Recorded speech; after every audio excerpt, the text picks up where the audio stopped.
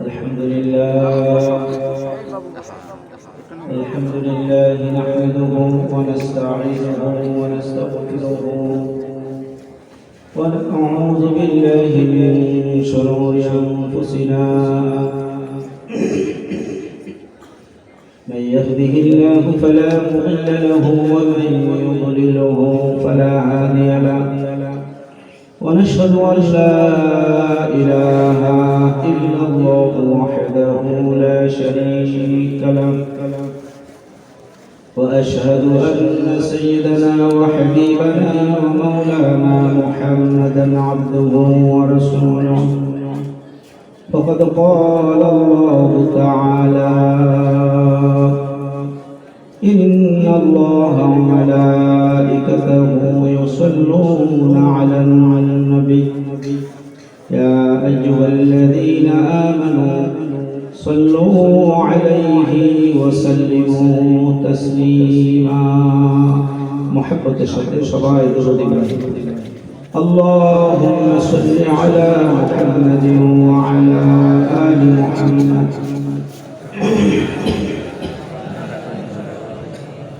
وعلى آل إبراهيم إنك حميد مجيد اللهم بارك على محمد وعلى آل محمد كما باركت على إبراهيم وعلى آل إبراهيم إنك حميد مجيد নবীর উপর যে কিতাব নাযিল হয়েছে সেই কিতাবের নাম কোরআনুল কারীম।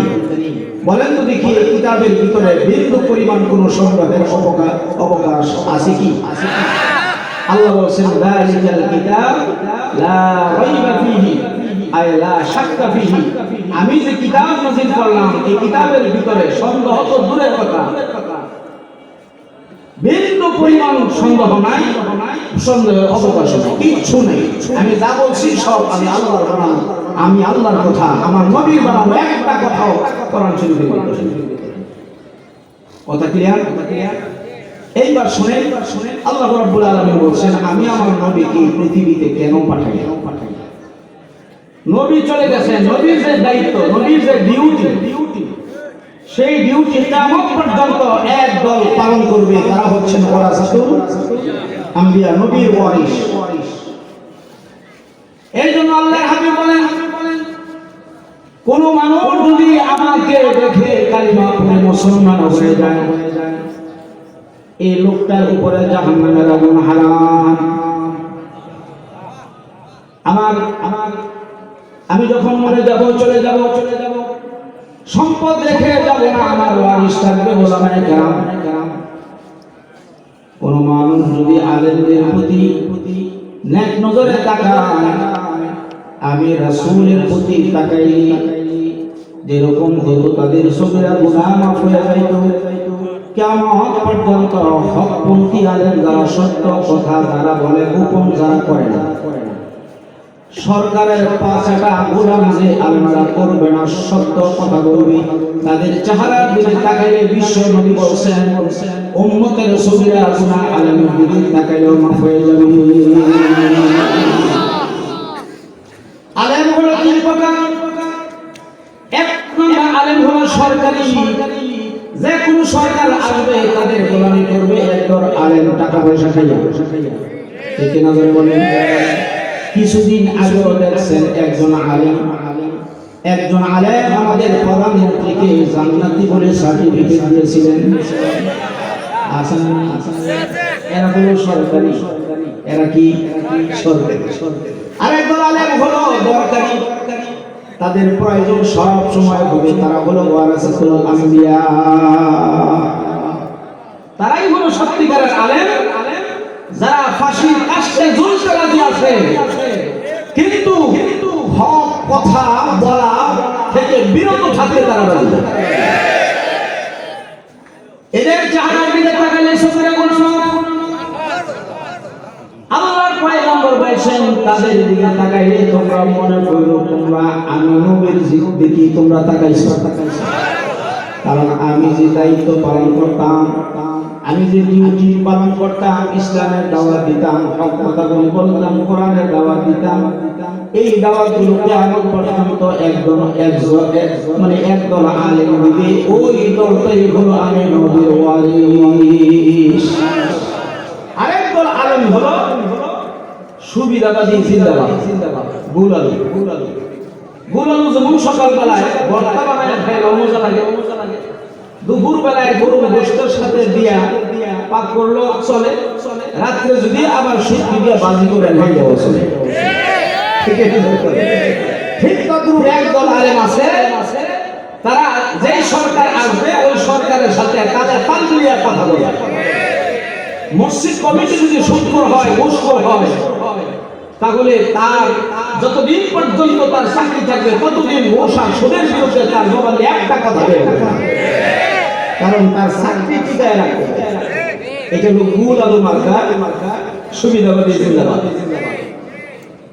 বুঝেন নাই? আর হকপন্থী কারা? হকপন্থী হলো কমিটি সুদখোর হোক, ঘুষখোর হোক, এইগুলি আমার দেখার বিষয় না। আমি সুদের বিরুদ্ধে কথা বলবো কেন? আল্লাহ সুদের বিরুদ্ধে কোরআনের আয়াত নাযিল করেছেন। ঘুষের বিরুদ্ধে কথা বলবো কেন? আমার নবী ঘুষের বিরুদ্ধে কথা বলেছেন। এই জন্য আমিও বলবো, আমার কমিটি সুদখোর হোক অথবা ঘুষখোর হোক, আমার চাকরি থাকুক আর যাক, এটা আমার দেখার বিষয় না। আমি কথা বলবো একমাত্র আমার আল্লাহকে খুশি করার জন্য। এটা হলো হকপন্থী। বুঝেন নাই? হুজুর সাল্লাল্লাহু আলাইহি ওয়াসাল্লাম বলছেন, কিয়ামত পর্যন্ত একদল আসবে তারা হকের পথে থাকবে, তাদের সাথে তোমরা থাকো। হুজুর সাল্লাল্লাহু আলাইহি ওয়াসাল্লামের ব্যাপারে স্বয়ং আল্লাহ কোরআনের আয়াত নাযিল করে দিলেন যে আমার নবীকে এই পৃথিবীতে আমি কেন পাঠাইলাম। শোনো, কোরআন তো নাযিল হয়েছে 1450 বছর পূর্বে, কিন্তু আয়াত এখনো আছে না? والذي أرسل رسوله بالهدى ودين الحق ليظهره على الدين كله ولو كره المشركون. الله أكبر. آيات রাখি কোরআন শরীফ আছে না?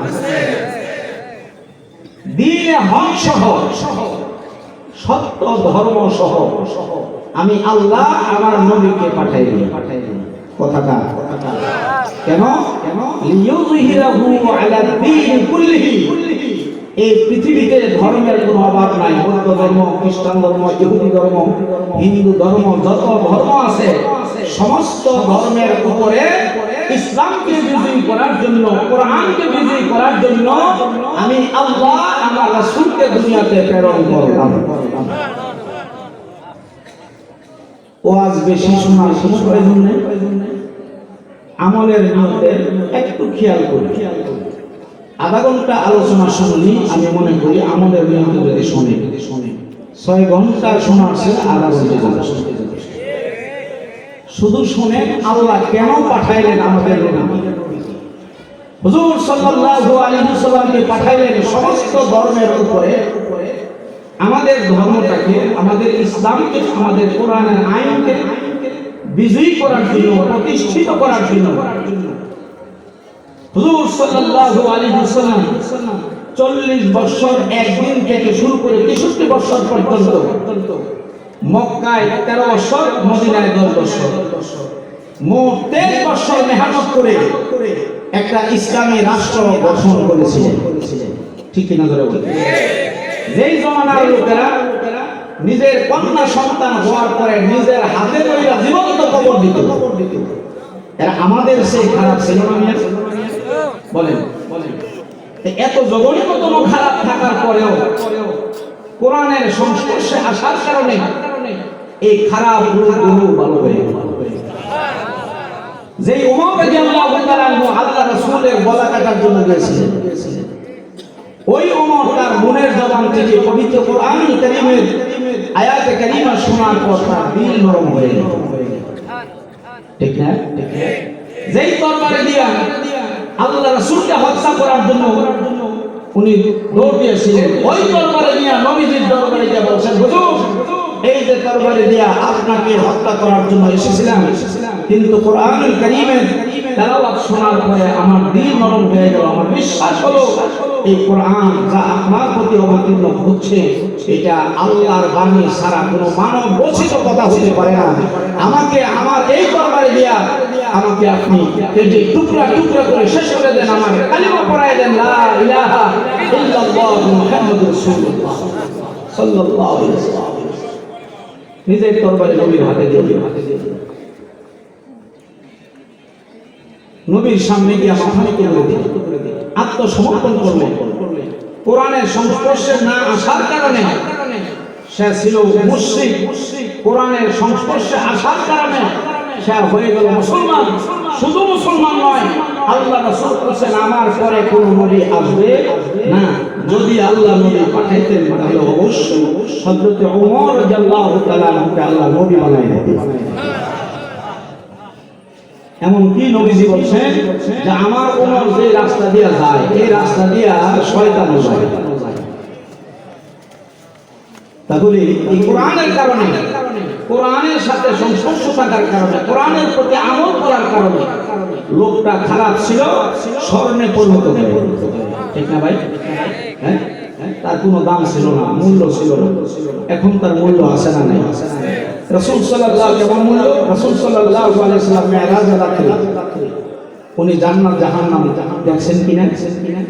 সর্বপ্রথম যে জান্নাতটা উনি দেখছেন ওই জান্নাতের গেটের মধ্যে লেখা ছিল ওমর ইবনুল খাত্তাব রাদিয়াল্লাহু তাআলা। তার মানে এই জান্নাতটা আল্লাহ ওমরের জন্য বানায় রাখছেন। যে মানুষটা ছিল মুশরিক, যে মানুষটা মূর্তির সামনে মাথা নত করত, যে মানুষটা মূর্তি বানাইতো, যে মানুষটা মূর্তির পক্ষে কথা বলতো, এই মানুষটা হয়ে গেল জান্নাতি মানুষ। তার জান্নাত আল্লাহ বানায় রাখছে। সুবহানাল্লাহ। এটা কিসের কারণে? কোরআনের কারণে। আল্লাহ রাব্বুল আলামিন বলেন وَإِذْ يَمْكُرُ بِكَ الَّذِينَ كَفَرُوا لِيُثْبِتُوكَ أَوْ يَقْتُلُوكَ أَوْ يُخْرِجُوكَ وَيَمْكُرُونَ وَيَمْكُرُ اللَّهُ وَاللَّهُ خَيْرُ الْمَاكِرِينَ। আল্লাহু আকবার। এটা হলো কোরআনের ওয়াজ। আল্লাহ রাব্বুল আলামিন বলেন আমি আমার নবীকে কেন পাঠাইলাম? লিইয়ুযহিরাহু আলা দ্বীনি কুল্লিহি, সমস্ত ধর্মের উপরে যেন ইসলাম ধর্ম বিজয়ী হয়ে যায়, কোরআনের আইন দেয়া যেন দেশ চলে। এই চেষ্টাটা আমার নবী করতে গিয়া কাফেররাও হয়ে গেল তাদের এন্টি গ্রুপ। ঠিক কিনা বলে? যেই কাফেররা, যেই মুশরিকের বাচ্চারা আল্লাহ রাসূলের কাছে স্বর্ণ আমানত রাখত, আল্লাহ রাসূলের কাছে টাকা পয়সা আমানত রাখত, তখন ব্যাংক ছিল না, ব্যাংকের সিস্টেম ছিল না। নিজের বউকে বিশ্বাস করে নাই, নিজের স্ত্রীকে বিশ্বাস করে নাই, এই জন্য নিজের টাকা পয়সা স্ত্রীর কাছে না রেখে মুহাম্মদের কাছে রাখত। স্বর্ণ অলংকার বাসায় না রেখে মুহাম্মদের কাছে রাখত। কারণ ওই জমানায় মুহাম্মদের চেয়ে ভালো মানুষ তাদের চোখের সামনে একজনও ছিল না, একজনও নাই। হে মুহাম্মদ, জন্মলগ্ন থেকে 40 বছর পর্যন্ত তোমার জবান দিয়া একটা মিথ্যা কথা বের হতে আমরা শুনি। এইরকম মুসলমান আমরা মুসলিম আছেন, সারা জীবনে মিথ্যা কথা বলেছেন। কিছুদিন আগে টাঙ্গাইলের এক নেতার ভাই বক্তৃতা দিতে গিয়ে হুজুরের সামনে বলছে আমার জীবনে কোনো গুনাহ করি না। দেখছেন আপনারা ভিডিওটা? আমি দেখে আশ্চর্য হয়ে গেলাম। বেচারা, আমি যদি মঞ্চে বসে থাকতাম সাথে সাথে বলতাম আপনার সাফাই দাঁড়িয়ে 24 ঘন্টা ধরে আমায় কবিরা গুনাহ লাগা হচ্ছে। ঠিক না? আর ও বলতেছে আমার জীবন আমি গুনাহ করি। চিন্তা করে দেখছেন? এটা হে নারায়ণগঞ্জের ওই যে 70-80 টাকা তাহাজ্জুদ নামাজ পড়ে, হ্যাঁ আপন চাচা তো ভাই অথবা রক্তের কিছু সম্পর্ক মনে হয় আছে। হ্যাঁ কইছে আমি 70-80 টাকা নামাজ পড়ি, নবী পড়ছেন সর্বোচ্চ 12 টাকা, আমরা মৌলবীরা বলি 8 টাকা 10 10 টাকা 12 টাকা, হ্যাঁ, আর তুমি বলো 70-80 টাকা, তুমি যে 1 টাকা তো বলো না, এটা আমাদের জানা হয়ে গেছে। ঠিক না জোরে বলে? এই সাফাবাজরা চলে গেছে, আলহামদুলিল্লাহ বলে। আর যেন কোনোদিন এই বাংলার জমিনে সাফাবাজরা না আসে, সত্যবাদী লোক যেন আসে, চোরেরা যেন আর দেশ দখল করতে না পারে। ঠিক না জোরে বলে? আমার কথায় কি ব্যথা হইতেছে? আল্লাহ রাব্বুল আলামিন বললেন লিইউযহিরাহু আলাল দীনি কুল্লিহি, সমস্ত ধর্মের উপরে বিজয়ী, এই কোরআনকে বিজয়ী করার জন্য, ইসলাম ধর্মকে প্রচার করার জন্য, প্রসার করার জন্য, বিজয়ী করার জন্য আমি আল্লাহ আমার রাসূলকে দুনিয়াতে প্রেরণ করলাম। আর এই দাওয়াত দিতে গিয়া যত মানুষ ছিল সব মানুষ নবীজির বিরুদ্ধে চলে গেল। যারা আল আমিন উপাধি দিয়েছিল, একজন মুসলমান আমাদের নবীকে আল আমিন উপাধি দেবে। আল আমিন মানে কি? বিশ্বাসী। আল আমিন মানে বিশ্বাসী। রাসূলের মুখ দিয়ে মিথ্যা বের হয় নাই বিধায় কাফেররা উপাধি দিয়েছিল বিশ্বাসী। যখন ইসলামের দাওয়াত দেওয়া শুরু করলো, মূর্তির বিরুদ্ধে কথা বলতে, দেখেন একজন সাহাবী আল্লাহ রাসূলকে প্রশ্ন করেছিলেন, হুজুর আপনার আগমনের কারণটা কি? তো আগমনের কারণ হলো আল্লাহ যে এক, আল্লাহ যে একক, আল্লাহর সাথে কোনো শরীক নাই, এই দাওয়াত দেওয়ার জন্য আল্লাহ আমাদের পাঠাইছেন। আর যত মূর্তিগুলো আছে এইগুলো ভেঙে চুরে সম্মান করে দেওয়ার জন্য স্বয়ং আল্লাহ আমাকে পাঠাইছেন। আবু জাহেল, উতবা, সাইবা, আবু সুফিয়ান এইগুলি মূর্তি বানাইছে। মূর্তি বানায়া জায়গায় জায়গায় মূর্তি দাঁড় করে কাবা শরীফের ভিতরে 360টা মূর্তি বানায়া রাখছে। তারা এইগুলি দেখে, বুঝলেন? সেজদা করে। তাহলে বাংলাদেশও যারা মূর্তি ইতিপূর্বে বানাইছে তারা ওই আবু জাহেলের খালাতো ভাই।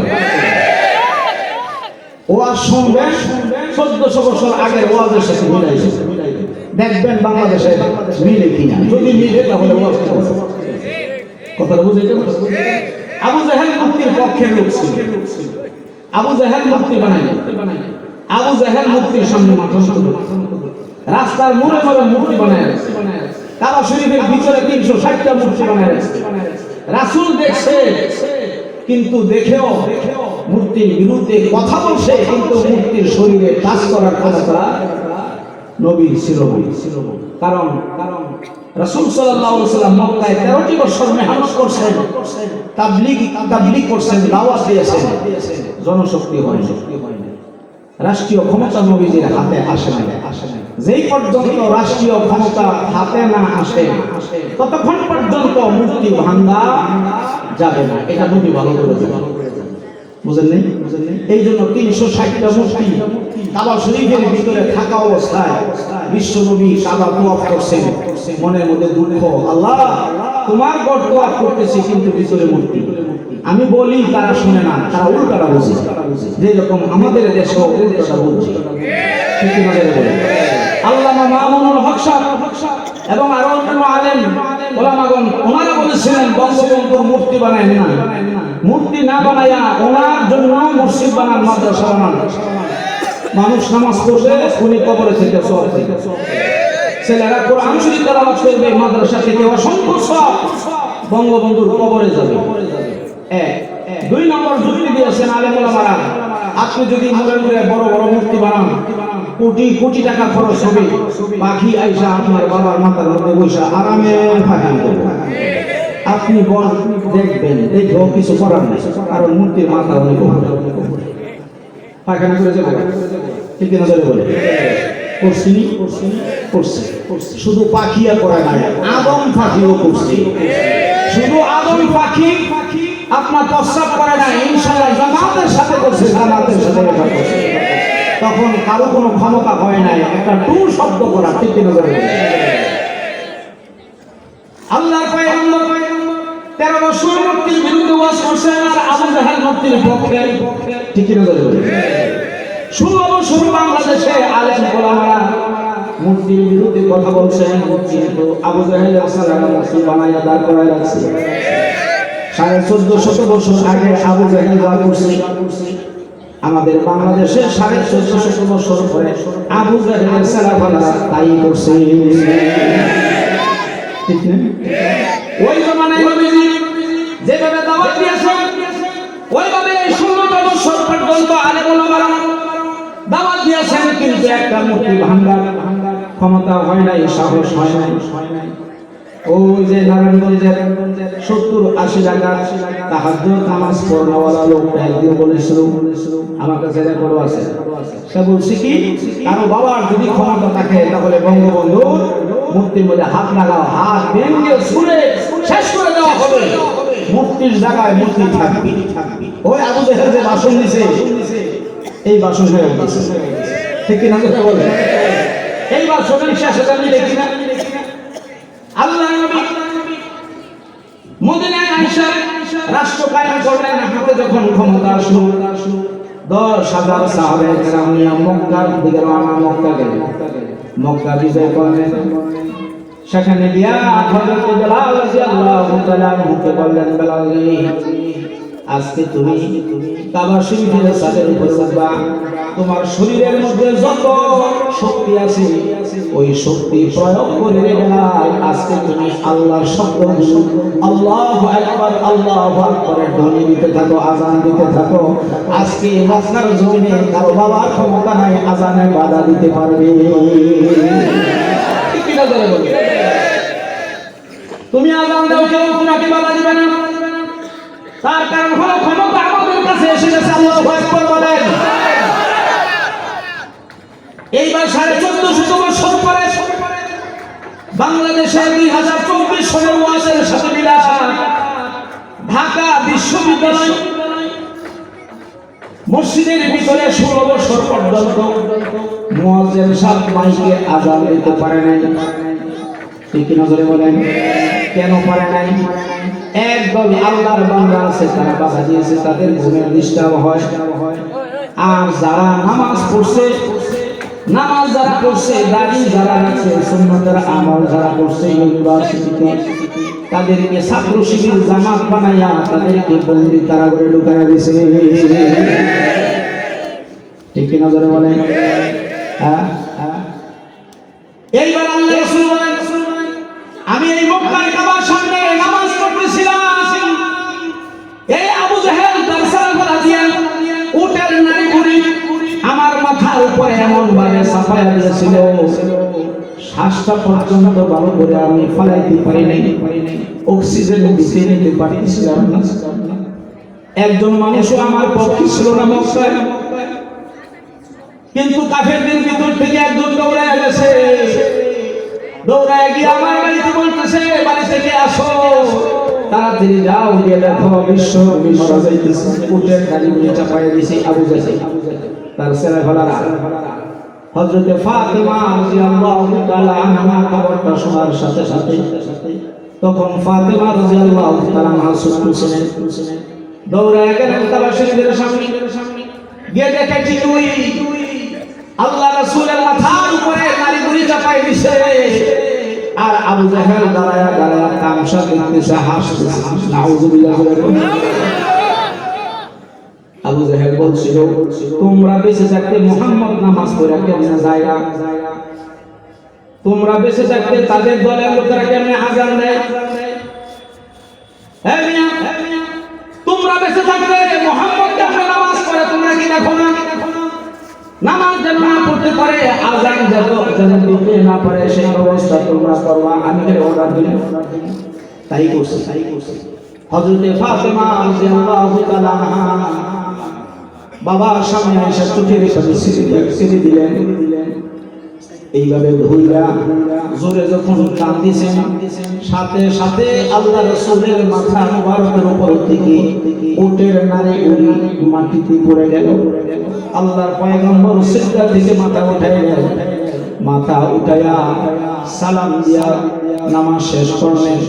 সালাম দিয়া নামাজ শেষ করিয়া বিশ্ব নবী কোনদিন বদদোয়া করে নাই, কিন্তু হাদিসের ভিতরে আসছে ওই দিন তিনি বদদোয়া করেছিলেন, মাওলা রে যারা নামাজ পড়তে বাধা দিয়েছে, যারা উটের নারী গুলি চাপায় দিয়েছে, আল্লাহ তোমার কাছে ফরিয়াদ করি মাওলা একজন মুশরিক কাফেরকেও তুমি ছাড় দিও না, একজন কাফের মুশরিককে তুমি ছেড়ে দিও না। নবীর ওই দিনের দোয়া ডাইরেক্ট মাওলার দরবারে কবুল হয়ে গেছে। আল্লাহু আকবার বলেন। এই আবু জাহেল নামাজে বাধা দিয়েছে, আযানে বাধা দিয়েছে, নারী বুড়ি চাপায় দেওয়ার জন্য হুকুম করেছে। এই আবু জাহেল সর্বপ্রথম বদরের ময়দানে মারা গেছে।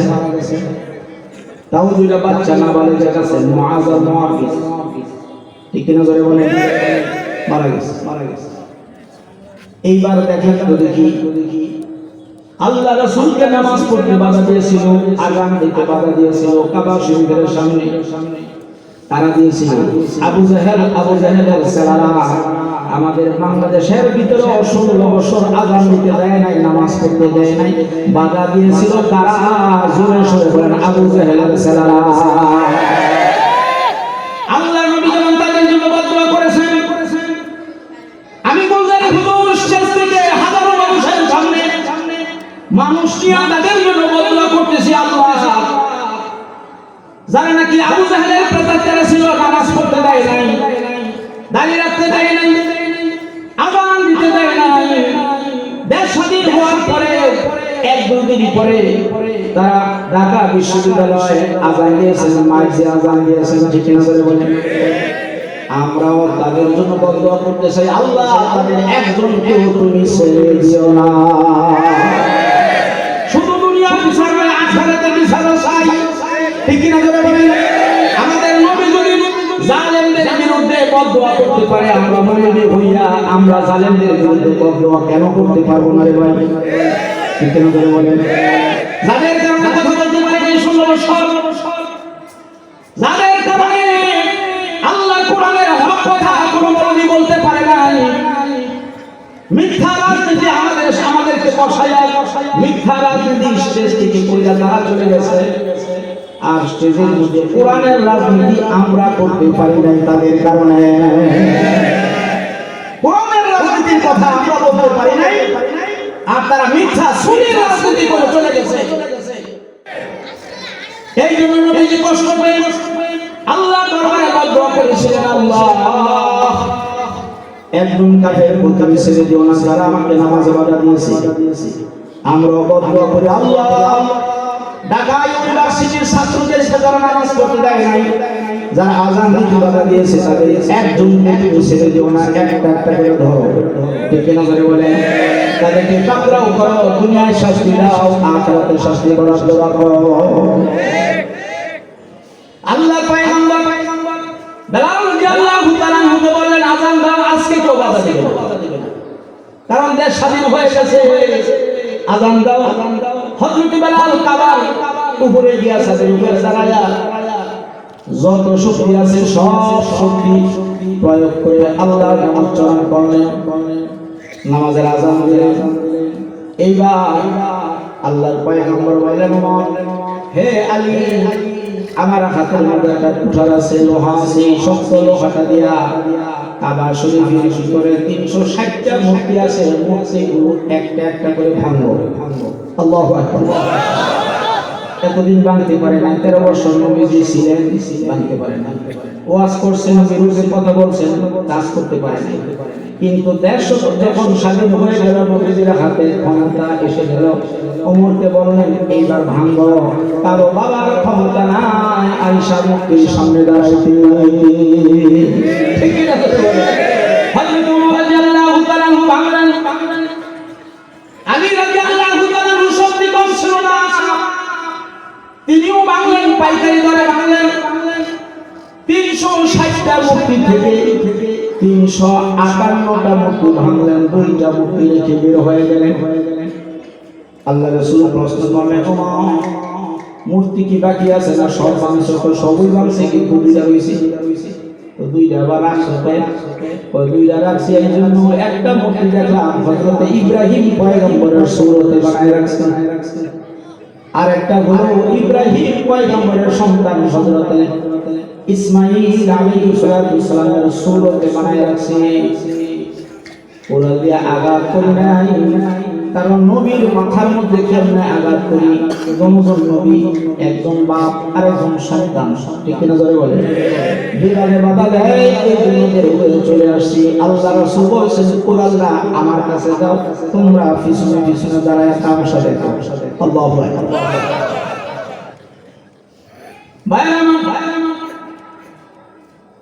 আল্লাহর পয়গম্বর কাবা শরীফের ভিতরে প্রবেশ করলেন, নিজের হাতে ধইরা কুরআনটা ধইরা সজোরে যখন মাথার মধ্যে আঘাত করলেন, ইব্রাহিম আলাইহিস সালামের সূরতের মূর্তিটা ভেঙে চুরে শেষ হয়ে গেছে। ইসমাঈল আলাইহিস সালামের সূরতের মূর্তিটা এটার উপর আঘাত কইরা সব শেষ। এই কথা দ্বারা কি বোঝা গেল, আমাদের নবী ইব্রাহিম আর ইসমাঈল নবীর বিরুদ্ধে ছিল? আরো জোরে বলেন না। ইব্রাহিম আর ইসমাঈল নবীর পক্ষেই ছিল আমাদের নবী, কিন্তু তাদের দুজনের মূর্তির বিরুদ্ধে ছিল। আমরা বাংলাদেশের লক্ষ লক্ষ আলেম ওলামা বঙ্গবন্ধুর বিরোধী নয়, কারণ কি দেশ শাসন করেছেন, বাংলা ভাষাটা উনি আমাদেরকে উপহার দিয়েছেন, দেশ স্বাধীন করেছেন, হৃদয় ওনাকে অন্তরের অন্তরস্থল থেকে ভালোবাসি। ঠিক কিনা জোরে বলেন। আজ পর্যন্ত বঙ্গবন্ধুর বিরুদ্ধে একজন আলেম বক্তৃতা দেয় নাই, সমস্ত আলেমরা বঙ্গবন্ধুর পক্ষে, কিন্তু বঙ্গবন্ধুর মুক্তির বিরুদ্ধে। বুঝতে পারছি? নবী ইব্রাহিম ইসমাঈল নবীর পক্ষে, কিন্তু ওই দুইজন নবীর মূর্তির বিরোধী। আমরা বঙ্গবন্ধুর পক্ষে, কিন্তু বঙ্গবন্ধুর মূর্তি বিরোধী। ঠিকই না জোরে বলে। এইবার দেখেন আল্লাহ রাসূল 13 বছর পর্যন্ত মূর্তির বিরুদ্ধে কথা বলেছেন, মূর্তি ভাঙতে পারে নাই। মক্কা বিজয় দিন সব ভাঙছে, 360টা তো ভাঙছে। আর যত আছে রাস্তায় মনে মনে বানায় রাখছে, কাবা শরীফের চতুর্দিকে বাহিরে বানায় রাখছে, সবগুলি ভাঙছে। কারণ ইসলামী রাষ্ট্র কায়েম হয়ে গেছে, নবীদের হাতে ক্ষমতা এসে গেছে। এইবার 1450 বছর পরে মিলে দেখেন, নবী যেমন 13 বছর পর্যন্ত বিরুদ্ধে বলছে, ভাঙতে পারে নাই। আমাদের আলেম সমাজ 16 বছর পর্যন্ত মূর্তির বিরুদ্ধে বলছে, কিন্তু একটা মূর্তিও ভাঙতে পারে না। যেদিন দেশ স্বাধীন হলো, 5ই আগস্ট 2টার সময় ফেরাউনের নাতি চলে গেল, বাংলাদেশের আবহাওয়াটা যেন ইসলামের আবহাওয়ায় পরিণত হয়ে গেল। ফেরাউন যখন চলে গেল, আবু জাহেলের নাতি হুতিরা যখন ডাকা দিল, এইবার ইসলাম মসজিদের আছে ইমানি শক্তি নিয়ে বাংলাদেশের 1 ঘন্টার ভিতরে সমস্ত মূর্তিগুলি ভাঙল। রাসূল বাংসে কাবা শরীফের ভিতরে কারো বাবার ক্ষমতা হয় নাই মূর্তির সামনে কথা বলতে, বাধা দিতে। আমাদের বাংলাদেশেও একই অবস্থা হলো। 5ই আগস্ট 2টার পর থেকে মূর্তি ভাঙা শুরু হলো, সন্ধ্যা পর্যন্ত ভাঙলো। বাংলার মুসলমানেরা একদম নাস্তিক বেঈমান মূর্তির সামনে এসে বাধা দিতে পারে নাই।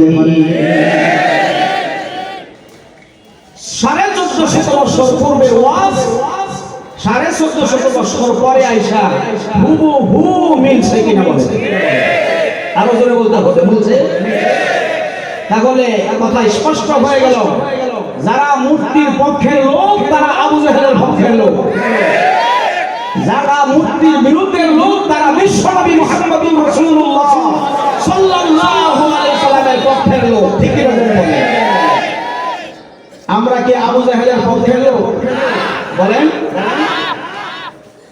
যদি আবু জাহেলের পক্ষ অবলম্বন করেন, যারা মূর্তি বানাইছে তাদের পক্ষ যদি অবলম্বন করেন, হাদিস শুনেন, মান তাশাব্বাহা বিকাউমিন ফাহুয়া মিনহুম। আপনি যাকে সমর্থন করবেন তার সাথে আপনার হাসর। মূর্তিওয়ালাদের সামনে আপনি যদি তাদেরকে সেলুট দেন, তাদেরকে সমর্থন করেন, তাহলে তাদের সাথে আপনার হাসর হবে। তারাও জাহান্নামী, আপনি মুসলমান হয়েও তাদের সাথে আপনি জাহান্নামে যেতে হবে। অতএব আমি চাই আমাদের এই এলাকার প্রত্যেকটা মুসলমান জান্নাতে যাক। ঠিক না? এই আশাটা নিয়েই মাইক নিয়ে বসছি, সত্য কথাগুলো বলবো, হক কথাগুলো বলবো, কোরআনের কথা বলবো, আল্লাহর নবী যেভাবে দাওয়াত দিয়েছেন সেইভাবে দাওয়াত দিব ইনশাআল্লাহ। হুজুর সাল্লাল্লাহু আলাইহি ওয়াসাল্লাম শুধু কি কবরের ওয়াজ করছেন, শুধু কি আসমানের উপরে ওয়াজ করছেন, শুধু কি জান্নাত জাহান্নামের বয়ান সারা জীবন করছেন? না, মূর্তির বিরুদ্ধে কথা বলছেন, জিহাদের কথা নবীজি বলছেন, এমনকি নিজে জিহাদের ময়দানে সেনা প্রধান হয়ে উনি সেনাপতির দায়িত্ব পালন করেছেন। ঠিক না করেন নাই? কেন করছেন? লিইউযহিরাহু আলা দ্বীনি কুল্লিহি। এই চেষ্টাটা উনি এই জন্য করছেন যেন কোরআনকে বিজয়ী করা যায়, ইসলামকে সমস্ত ধর্মের উপরে যেন বিজয়ী করা যায়, এই চেষ্টাটা উনি করছেন। বাংলাদেশ স্বাধীন হলো 54 বছরের উপরে চলে গেল। বাংলাদেশ স্বাধীন হওয়ার পর থেকে আজ পর্যন্ত লক্ষ লক্ষ আলেম ওলামারা কোরআন হাদিসের বয়ান করলো, ঠিক না? কিন্তু 54 বছরের ভিতরে কোরআনের আইন চালু করতে সক্ষম হলো না, পারলো না, একজন আলেমও পারে না। পারছে? অথচ বিশ্বনবী 10 বছর মদিনায় মেহনত করার পরে মক্কা এবং মদিনায় আল্লাহ রাসূল কোরআনের আইন দিয়া দেশ পরিচালনা করে দেখাই দিয়েছে। ঠিক কি না বলে? এখন কথা বলো, যদি কোরআন শরীফ দিয়া দেশ চলে তাহলে সাধারণ জনগণ সুখে থাকবে না দুঃখে থাকবে? এটা হলো প্রশ্ন, ঠিক না? এটা প্রশ্ন না যে কোরআন দিয়ে যদি চলে, কোরআন দিয়া চললে সিনেমা থাকবে না, কোরআন দিয়া দেশ যদি পরিচালিত হয় সুর থাকবে না, ঠিক কি না বলে? কেন সুর থাকবে না? আল্লাহর কোরআন শরীফে আল্লাহ নিজে বয়ান করছেন, হে নবী যদি সুরে চুরি করে আর যদি ধরা খায়, এই পরিমাণ চুরি করলো যে 10 দিরহামের বেশি, 10 দিরহামের কম হইলে আবার হাত পাইতে না। 10 দিরহাম বাংলাদেশে 360 টাকা বসে বা 390 টাকা, এই পরিমাণ টাকা চুরি করলে আল্লাহ নিজে বলছেন ওয়াসারিকু ওয়াসারিকাতু ফাকতাউ আইদিয়াহুমা জাযাআম বিমা কাসাবা নাকালাম মিনাল্লাহ আল্লাহু আজিজুন হাকীম। আছে কোরআন আছে ভাইরা আমার, এটা আল্লাহর কোরআনের আয়াত। আল্লাহ জানায় দিলেন নবী, কোন মানুষ যদি চুরি করে চুরির মধ্যে যদি ধরা খায় হাতের কবজা কেটে দেন। এটা কার হুকুম যারা বলেন? বাংলাদেশ স্বাধীন হলো 54 বছরের উপরে হয়ে গেল। এই আয়াতের উপরে কোন মৌলবী, কোন ফিসাব, কোন এমপি মহোদয়, কোন মন্ত্রী আমল করছে দেখান, একজন দেখান। এই আয়াতের উপরে বাংলাদেশের একজন লোক আমল করছে, আমারে দেখান। 1 লক্ষ টাকা 1 সপ্তাহের ভিতরে আমি আপনাকে পুরস্কার দেব ইনশাআল্লাহ। ওয়াজ করে যেইটা আপনি এইটা আপনি দিয়ে দিন। একজন লোক দেখান এই কোরআনের এই আয়াতের উপরে বাংলাদেশের একজন লোক, একজন হুজুর আমল করছে। কেন করতে পারে নাই? কেন করতে পারে নাই বলেন? কোরআনের আইন নাই, কোরআন দিয়া দেশ চলে না, যার কারণে কোরআনের আয়াতের উপরে আমরা আমল করতে। এখন কথা বলো, আমাদের এই বুশির মিল এলাকায় আমি তো 20 বছর যাবত আছি, মোবাইল চোর ধরা খাইছে না? পিড়াইছেন না? ছাগল চোর, মুদির দোকানে 3-4টা এরপরে চুরি কইরা সব লয়ে গেছে, এইরকম চোর হইছে না এলাকায়? একটা মোবাইল চোর ধরা খাওয়ার পরে মাত্র সেকেন্ড হ্যান্ড পুরাতন একটা মোবাইল চুরি করতে গিয়ে ধরা খেয়েছে। মোবাইলের দাম 3000 টাকা, 5000 টাকা দামে ধরে বিড়াইছে। ছাগল চুরি করছে 5000 10,000 টাকা মূল্য, তারে দর্শন বিড়াইছে। গরু চুরি করছে, গরুর দাম 50,000, দর্শন 2 লাখ টাকা বাংলা ফিরাইছে। এই বিচার বাংলার জমিনে জনগণ করছে। কিন্তু বাংলাদেশের যারা 50,000 কোটি টাকা চুরি করলো তাদের বিচার হইল না। 5,000 টাকা চুরি করে মোবাইল চুরি ধরা খাইছে, বিচার করছে। 5,000 কোটি টাকা যারা চুরি কইরা বিদেশ গিয়া বেগম ফারা বানাইছে তারা বলো শিক্ষিত সুর। মূর্খ সুরের বিচার হয়, শিক্ষিত সুরের বিচার বাংলাদেশের হইল না। কথা সত্য না মিথ্যা? এই 16 বছর চুরি করতে করতে করতে করতে তলাবিহীন বাংলাদেশ বানাই দিচ্ছে। ঠিক কিনা ধরে বলে আজকে বাংলাদেশে 70-75 টাকা কেজি আপনার 1 কেজি আলুর দাম। কেন হলো? কেন হইল? কারণ সুর দিয়া বাংলাদেশ ভরপুর হয়ে গেছে কোরআনের আইন নিয়ে। আর যারা চুরি করে না, কোরআনের পক্ষে কথা বলে, তাদেরকে ধরে ধরে রিমান্ডে নিয়ে পিটাইয়া অনেক কিন্তু তারা ফাঁসির কাস্টে ঝুলাইয়া শেষ করে দিয়েছে। ঠিক কিনা ধরে বলে যারা চুরি করলো না তাদেরকে ফাঁসি দিল। বাংলাদেশ স্বাধীন হওয়ার পরে আমার জানা মতো 2 জন মন্ত্রী, ফুল পাওয়ার মন্ত্রী পাওয়ার পরেও, মন্ত্রিত্ব পাওয়ার পরেও 5 বছরের ভিতরে 2 জনের 2 মন্ত্রী 2 টাকা চুরি করে না। চ্যালেঞ্জ করছিলেন উনি আলী আহসান মুজাহিদ আর একজন মাওলানা মতিউর রহমান নিজামী। 2 জনের 2 টাকাও চুরি করে নাই। ফখরুদ্দিন সাহেবকে চ্যালেঞ্জ ঘোষণা করেছিলেন, যদি প্রমাণ করতে পারেন আমরা ইসলামী দল করব না। এই কথা আলী আহসান মুজাহিদ বলেছিল। ঠিক কিনা ধরে বলে বাংলাদেশে কয়জন মন্ত্রী এই ঘোষণা দিতে পারবো? একজন না, কারণ সব চুরি করছে, সব জিনাগার, সব খারাপ চরিত্রের লোক।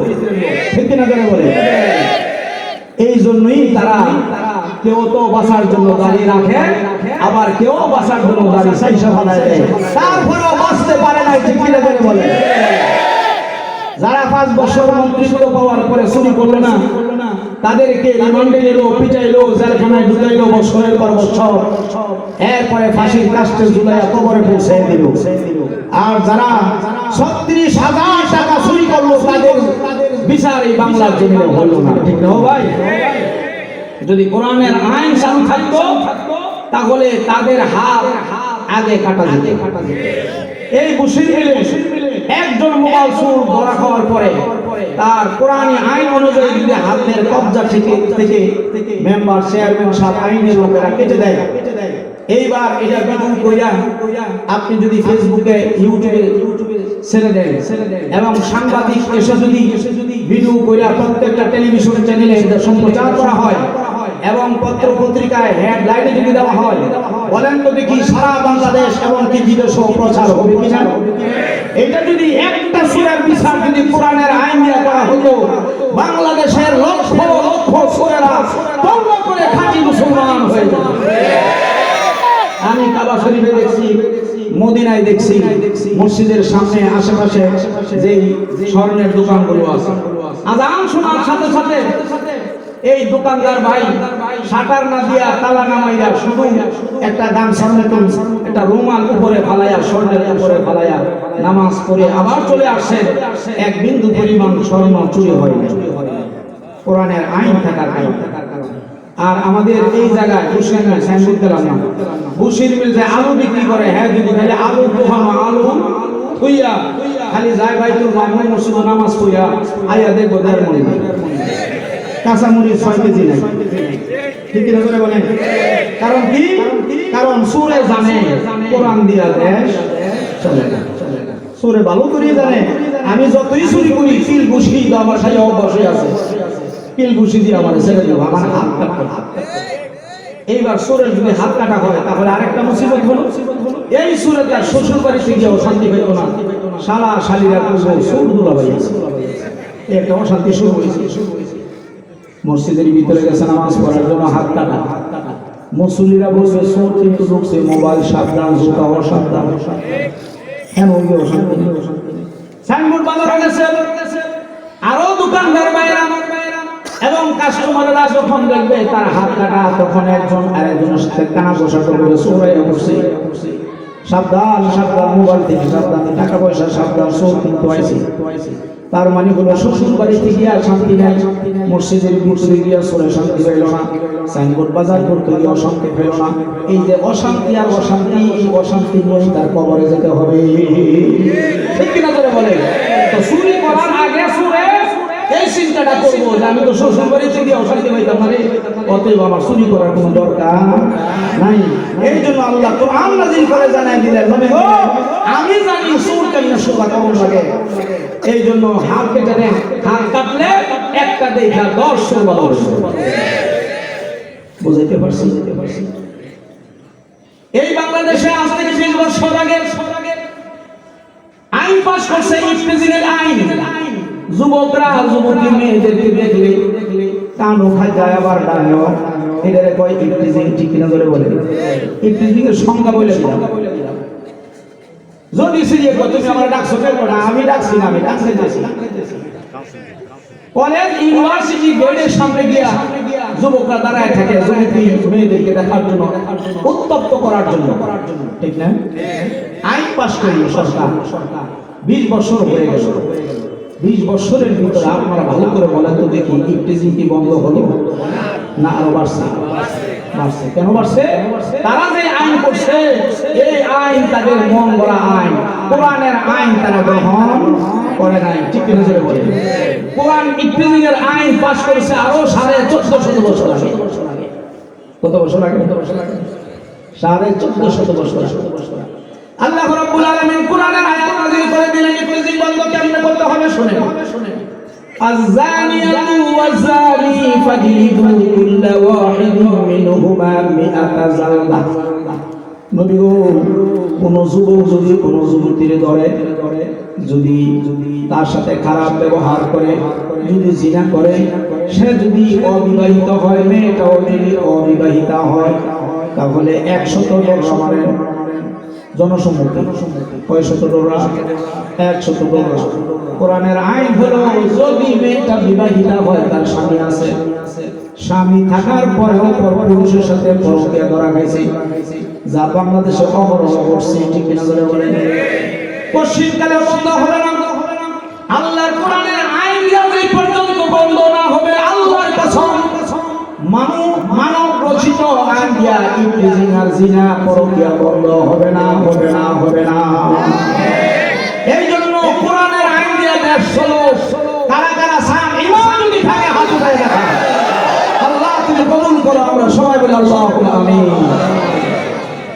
এইবার হাত নামান। আল্লাহ জানাই দিলেন যদি পুরুষটা বিবাহিত হয়, ঘরের ভিতরে তার বিবি আছে, তারপরে আরেকজনের বিবির সাথে আকাম করে ধরা হয়েছে, পরকীয়া কইরা ধরা হয়েছে, এইবার তারে 100 ডোরা মারলে কোনো কাজ হবে না, তার অপরাধটা বড় অপরাধ। ঠিক না জোরে বলেন? বিবাহ না করে যদি করে অপরাধ হইছে কিন্তু কম, কিন্তু বিবাহ করার পরে যদি করে তাহলে 100 ডোরা মারবেন না। নবী গো, তাদের কোমর পর্যন্ত গর্ত খনন করি, মাটির নিচে দাবায়া, মাটির নিচে আপনি ঢুকায়া, মাটি দিয়া নাভির উপরে ভাগ মাথা পর্যন্ত যে দেহটা আছে, সাহাবীদেরকে দিয়া পাথর মেরে তাকে আপনি শেষ করে দেন। যেই পর্যন্ত তার দেহের ভিতরে রূহ থাকবে, সেই পর্যন্ত আপনি পাথর মারতেই থাকবেন। হুকুম কার? আরো জোরে বলতে হবে, হুকুম কার? বর্তমানে সৌদি আরবেও এই আইনটা চলে না, তাদেরকে এইভাবে মারা হয়, মানে জব করা হয়, পাথর মারে না। পাথর মারে সারা পৃথিবীতে একটা দেশের মধ্যে। বলেন তো দেখি ওই দেশের নাম? আফগানিস্তান। আলহামদুলিল্লাহ বলেন আলহামদুলিল্লাহ। বাংলাদেশের নাস্তিকরা বলতো মোল্লারা কেমন দেশ চালায়, ওখান যে মোল্লারা দেশ চালাইতেছে, সারা পৃথিবীতে যত ডলার আছে সমস্ত ডলারের উপরে দাম হলো আফগানিস্তানের ডলার। বলে আমেরিকা থেকেও আজকে দেখা যায় আফগানিস্তানের তারা গ্রহণ করতেছে। ঠিক না? ফলের রস, ফলের জোশ যা আছে আফগানিস্তান তৈরি হচ্ছে, আল্লাহ রহমত নাযিল হচ্ছে। এখন তাদের থেকে ওই আমেরিকার বাবারাও ক্রয় করে নিতেছে। তার মানে হলো কোরআনের আইন দিয়ে যদি দেশ চলে, আল্লাহর রহমতের দরজা আল্লাহ রাব্বুল আলামিন খুলে দেন। সুবহানাল্লাহ। এটা তো আমরা বুঝলাম না, এটা আমরা বুঝলাম না।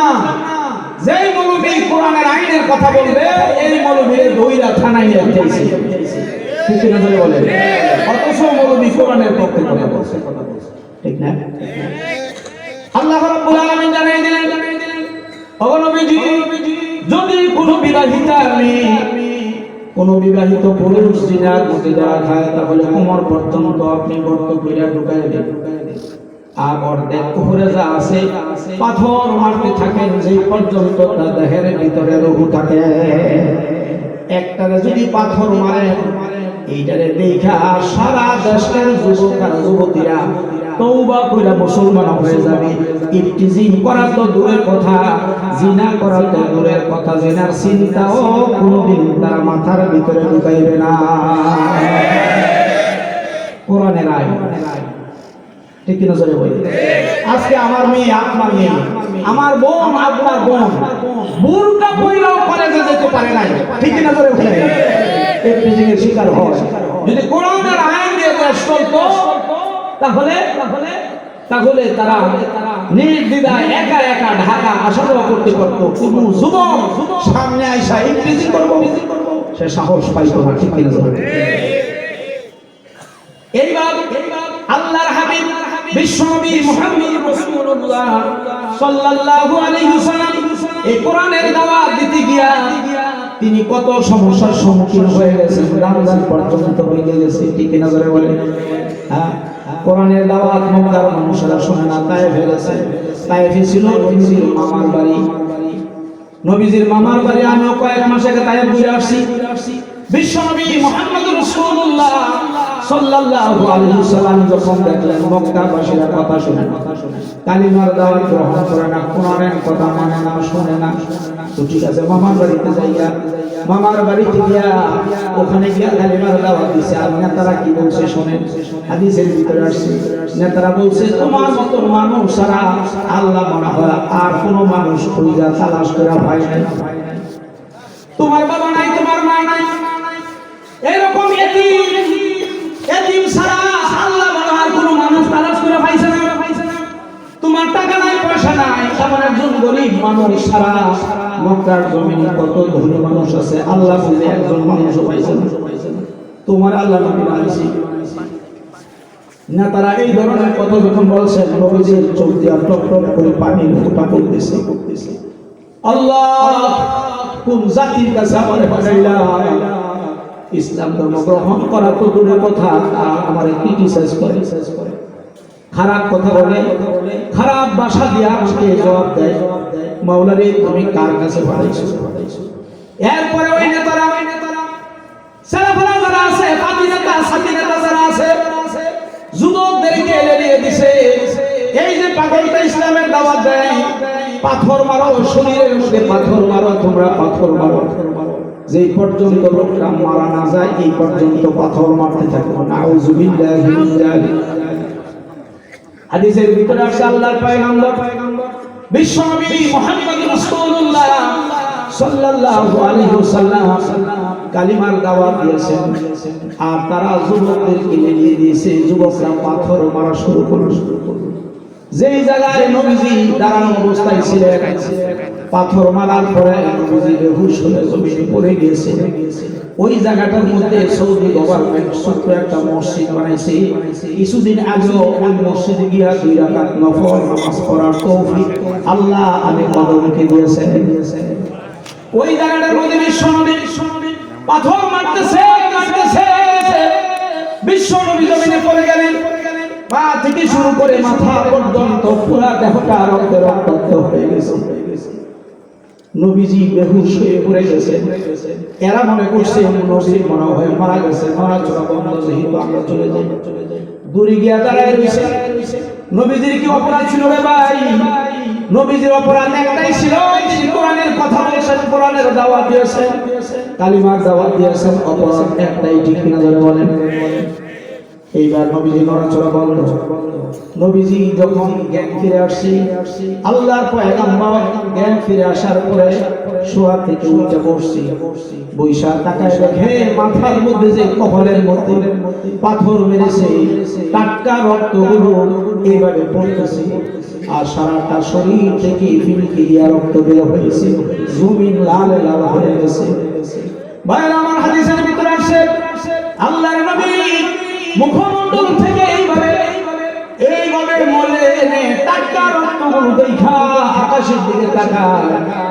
বিশ্বনবী বলেন আল্লাহুম্মা গফির লিকাওমি ফাইন্নাহুম লা ইয়ালামুন।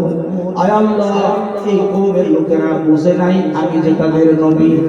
রব্বুল আলামিন যদি বুঝতো, যদি জানতো, তাহলে তারা আমার শরীরের মধ্যে পাথর মারতো না।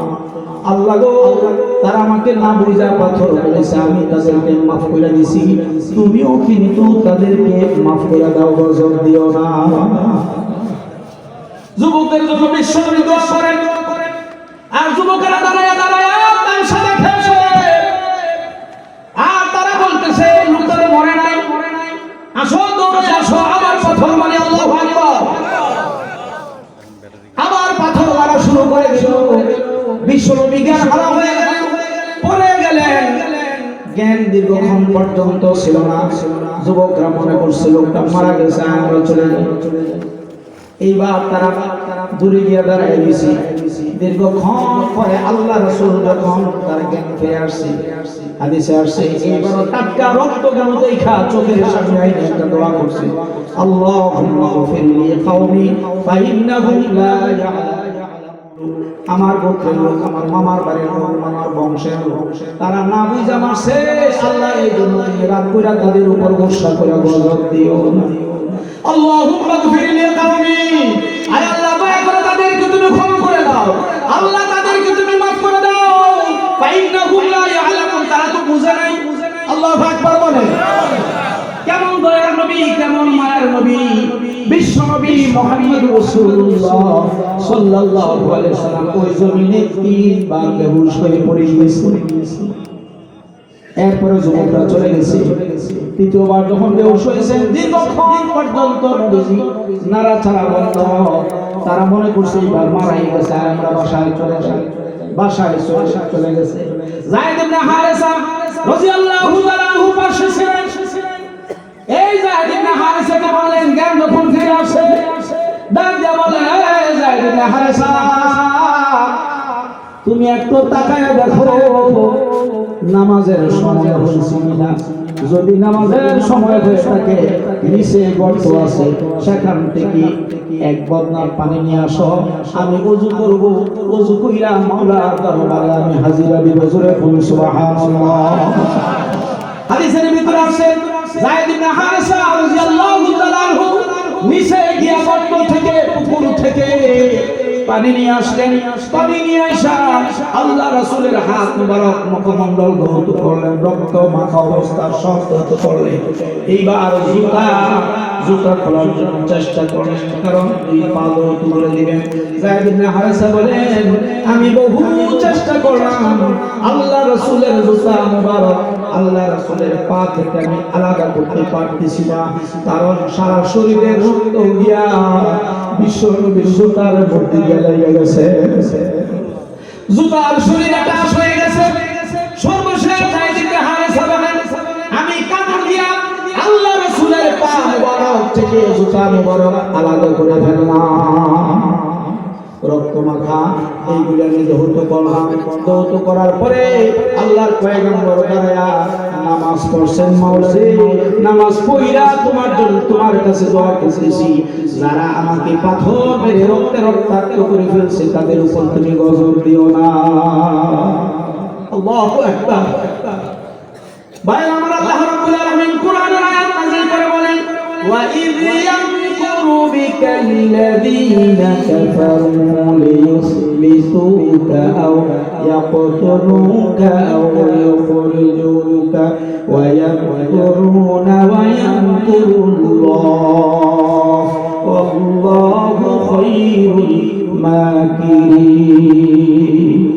নবীজি আপনি কালিমা দাওয়াত দিতে গিয়ে শত্রুকে শত্রু হয়ে গেছেন, ঠিক তদ্রুপ আল্লাহ রাসূলের ওয়ারি যারা বাংলাদেশে কালিমা দাওয়াত দিতে গিয়ে তারাও শত্রুকে শত্রু হয়েছে, ঠিক কিনা যারা বলেন?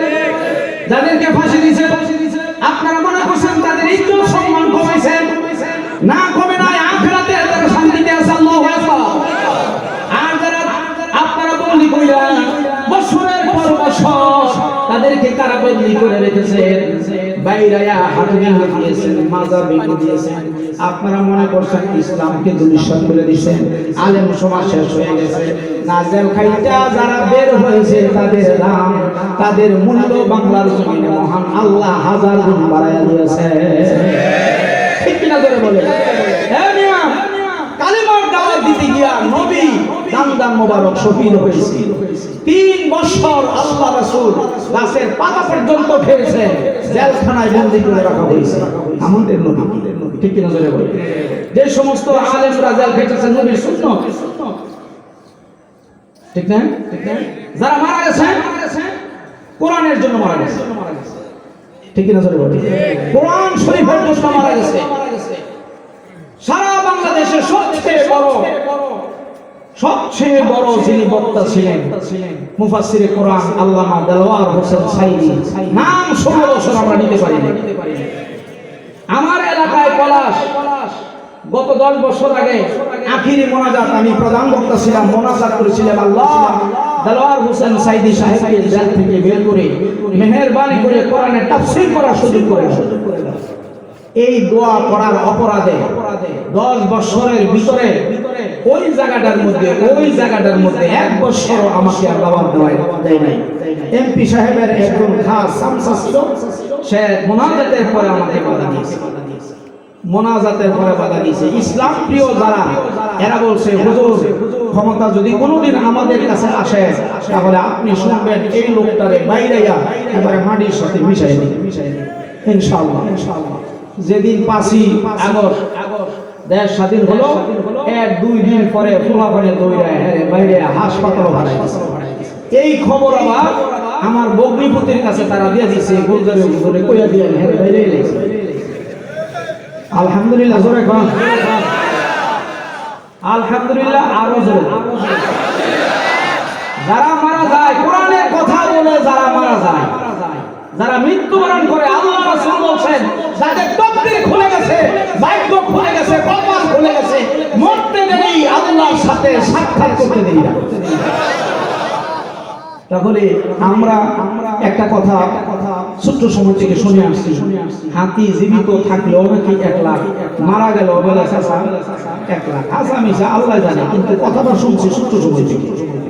ঠিক তদ্রুপ হকপন্থী আলেম যারা, তারা বাইসা থাকলেও তাদের দাম আছে, তারা জেলখানায় গেলেও দাম আছে, ফাঁসির মঞ্চেও যদি দাঁড়ায়, মরেও যদি যায় তারপরও তাদের দাম আছে, কারণ কোরআন বলছে তাদের দাম আছে। কোরআন কোন জায়গায় বলছে? আল্লাহ বলছেন সূরাতুল বাকারা, ওয়ালা তাকুলু লিমান ইউকতালু ফি সাবিলিল্লাহি আমওয়াত বাল আহইয়াউ ওয়ালাকিন লা তাশউরুন। আল্লাহ বলতেছেন, আল্লাহ কি সত্য বলেন না মিথ্যা বলেন? আমি আল্লাহর জমিনে দিন কায়েমের জন্য, কোরআনের আইন বাস্তবায়ন করার জন্য যারা কথা বলে, কথা বলতে গিয়ে নির্যাতিত হয়, কারাবন্দী হয়, ফাঁসির কাস্টে ঝুলে পরে মারা যায়, তোমরা তাদেরকে মৃত বলিও না। আমি আল্লাহ বলতেছি বাল আহইয়া, তারা জীবিত। জোরে বলো সুবহানাল্লাহ। তারা জীবিত, যাদেরকে ফাঁসির কাস্টে ঝুলে সরকার মারছে, তারা কবরে জিন্দা, তারা কবরে জিন্দা। বিশ্বাস যদি না হয় তাহলে আপনার ঈমান দেব, কারণ তারা কোরআনের জন্য মারা গেছে। তুকমা দিছি কি রাজা, আসলে রাজাকারের গন্ধ বলে, ঠিক না? জোরে বলে কত কিছু আন্দোলনে গোয়া, তারা কি আমরা হকের পথে আসি, থাকবো ইনশাআল্লাহ। আল্লাহ রাসূল বলেন যারা শহীদ হয়ে যায় তাদেরকে আল্লাহ খুশি হইয়া 6টা পুরস্কার দেন। 1 নম্বর পুরস্কার বলবো, 5টা বলবো না। আল্লাহর হাবিব বলেন ইউফারু লাহু ফি আউয়ালি দাফা, তুমি তাকে গুলি করছো, তরবারি দিয়ে আঘাত করছো, উড়াল দিয়ে তুমি কোপ দিছো, যেভাবে হোক তার শরীর থেকে রক্ত বের হইছে কিনা, হইছে কিনা? আল্লাহ রাসূল বলেন ইউফারু লাহু ফি আউয়ালি দাফা, রক্তের প্রথম ফুটাটা জমিনে পড়ার সাথে সাথে মহান আল্লাহ রাব্বুল আলামিন তার অতীতে জিন্দেগিতে যত গুনাহ করছে সব গুনাহ আল্লাহ রাব্বুল আলামিন মাফ করে দিবেন। এই হলো প্রথম পুরস্কার। রক্তের প্রথম ফুটা বের হওয়ার সাথে সাথে গুনাহ সব মাফ। বাকি আছে কয়টা? 5টা আগামী মাসের 29 তারিখে বসবেন ইনশাআল্লাহ বলে আরো জোরে ইনশাআল্লাহ।